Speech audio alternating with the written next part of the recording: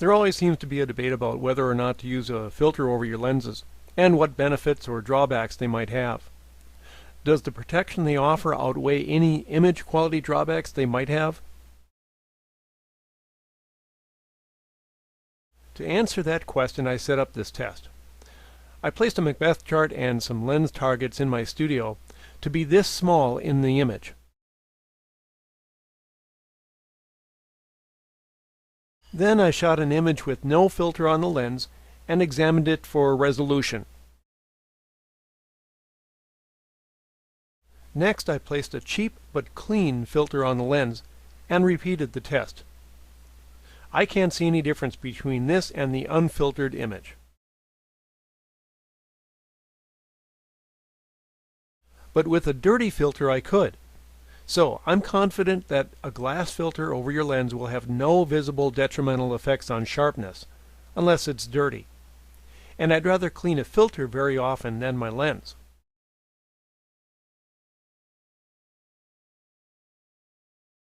I use a protective filter and a lens hood on all my lenses. However, there are times when a filter can increase flare. The window to the right is shining directly into the lens.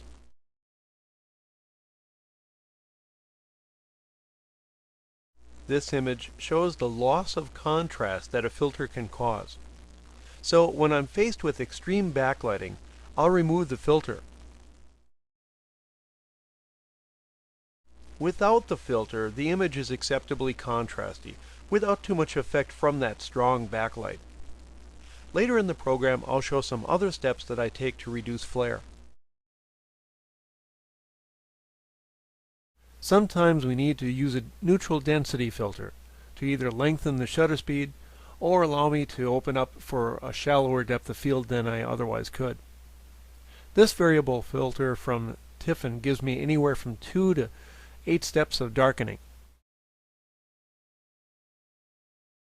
In this image I needed the longer shutter speed so I could blur the water.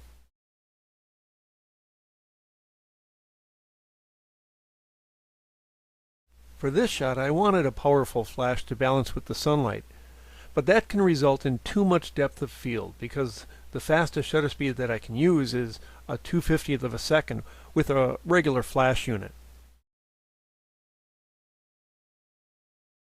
But with a neutral density filter I can open up a lot. Here I only needed 3 stops more. If you're wondering about focusing through one, remember that this is in bright sunlight, so there's no problem focusing.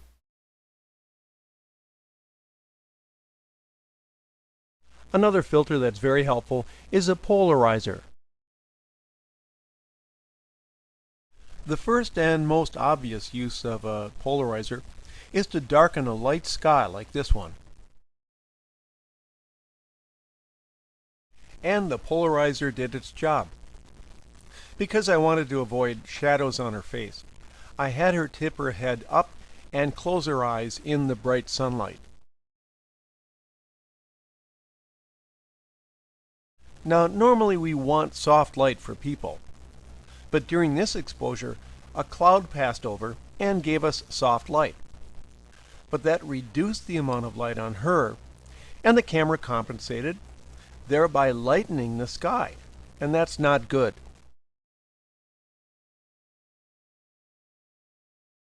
In this situation, we want sunlight, so I had to wait for the cloud to go away. This shot was done with my 300mm lens, and I didn't have a polarizer for that lens. So without it, the water is blown out and has no color.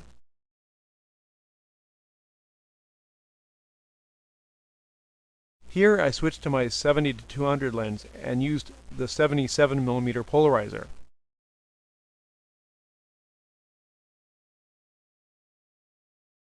A polarizer is most effective when the sky is 90 degrees from the sun. If you're shooting toward the sun or with the sun at your back, a polarizer won't do much of anything to the sky. When you use a polarizer with a very wide-angle lens, you'll run into this problem, that the polarization effect will vary across the sky.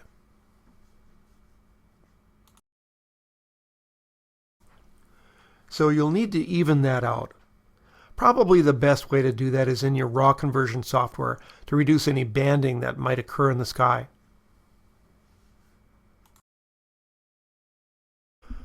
A polarizer works great with busy reflections on a windshield. The difficulty here is that they're also on the side windows, and that's a different polarized angle. So we'll start with dialing out the front windshield reflections with the polarizer.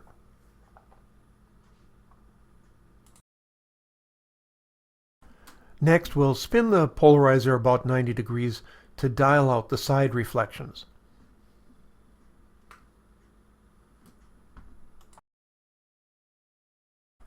And finally, we combine the two with Photoshop layers in the darken mode. Or you could just layer them and mask out the reflections.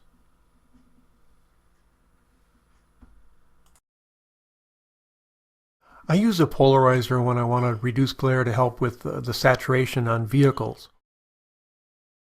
I think this is much better. There are times when a polarizer isn't needed and could actually make the sky too deep of a blue, making it look very unnatural. Here's a case where a polarizer wasn't needed because it wasn't wanted. I want those reflections in the window. It's part of the image's character.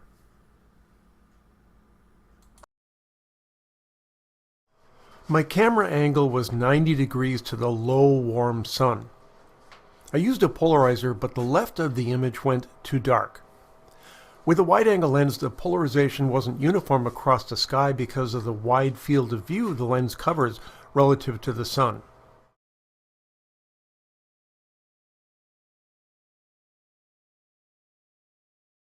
I think this amount of blue is just fine without the polarizer.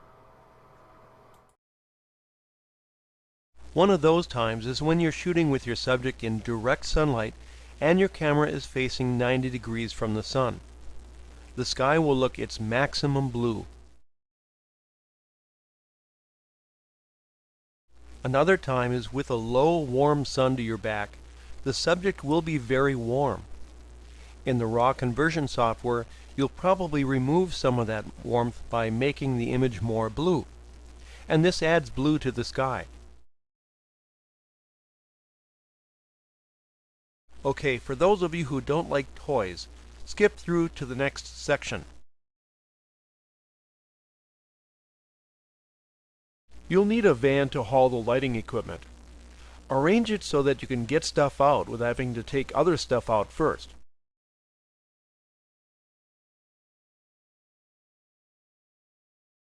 For about 99 cents, you can buy a water bottle fan that can either make people sweat or cool them off. For guys, I like to use their props as much as possible. With weights and other sports, perspiration is good. Here he is with a dry face. And with water from that spray bottle, so he looks like he's in the middle of a workout. I'll mention this tool again later in the section on weather, but a leaf blower does a nice job of blowing girls' hair back for a more glamorous look. If the girl has a hairstyle that'll work for this, blowing her hair back adds some dynamics to the image. And a few more fan examples.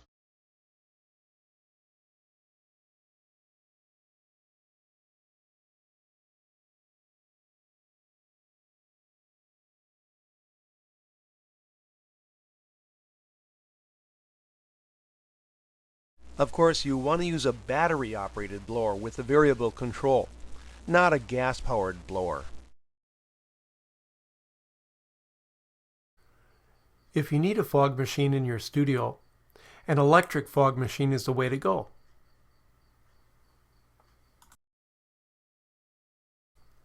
This was done in the 1980s, but fog is always fun to play with, and seniors get a kick out of it.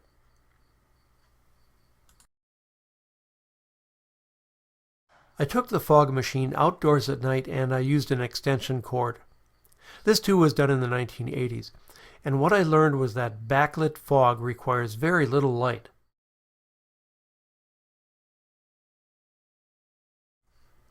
Sometimes I'll want fog on location, so this portable bug sprayer filled with fog juice produces a lot of fog. Just be sure to use a new fog machine, one that never had any bug spray in it.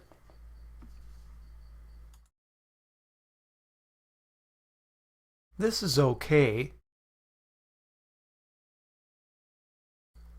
but this is better. I'd advise also having a leaf blower handy to clean up the smoke in front of your subject's face.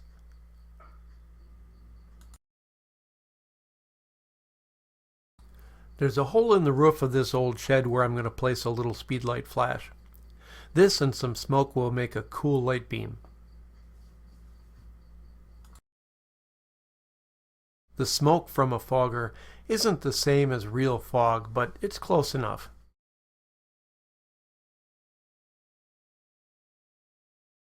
Her boyfriend in the background gave me a low burst that I let dissipate before I pressed the shutter release.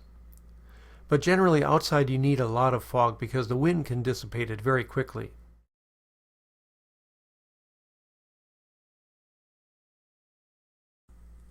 Adding colored flash to the fog adds extra dimension of interest. You do that by gelling the flash units, which in this case were speedlights.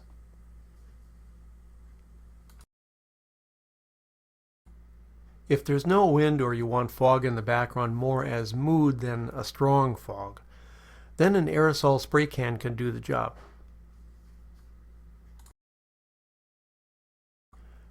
This requires 2 people, so I had his mom operate the spray can.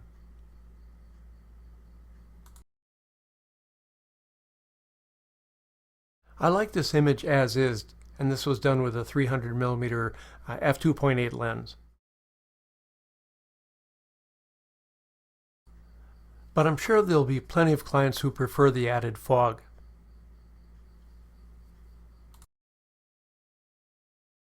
Again, when you backlight smoke, it really shows up. Smoke grenades not only spew a lot of smoke, but they also come in various colors, which gives a different look than hitting colorless smoke with colored light.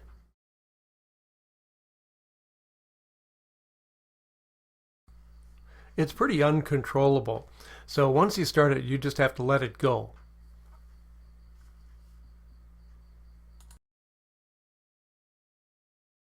And on this one I had to combine several exposures to get this final result.